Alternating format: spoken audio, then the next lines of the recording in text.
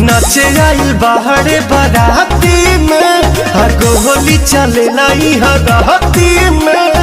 आई हो दादा क्यों लगा सुन नाचे आइल बाहरे बाराती में गोली चले लाई हराती में। तो? हिलाई पे कमरिया मिली नमरिया खाली कहेलू कि हम पे ध्यान दे बका।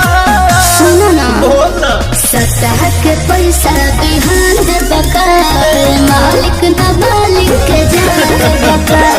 सतह के पैसा बिहान दे बका मालिक ना मालिक के जान बका। अरे लाओ रे खा जा जिया।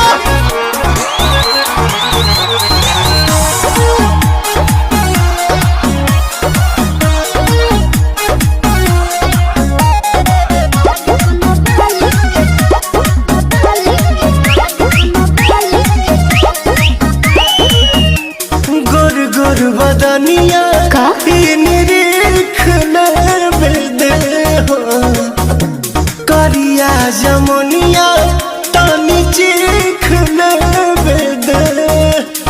खा के नहीं खाई का हो थोड़ा का लागता बोल खाली ठेके बड़ की हो लेके बगली में पड़ की हो। बाबू जैसन तू सोचता रह अच्छा वही वैसन ना लड़की हो। खाली खोजेलू मोट होई गोटी के नोट कहेलू दर्द घमसान दे बका। सतह के पैसा बिहान दे बका मालिक न मालिक के जान बका। सतह के पैसा बिहान दे बका मालिक न मालिक के जान बका।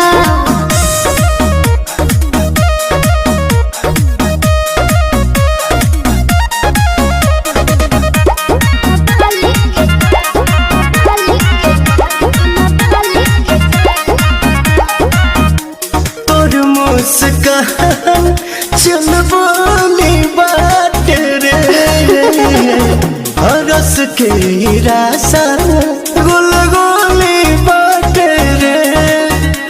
कहा विचार बा? ते ही बोल हाँ तो सुना का रे हाथ कोई न कोई हो हमारा तक लोई हो। कैसे ज्योति मोहन बापी हम तो नाच रात भर होई हो।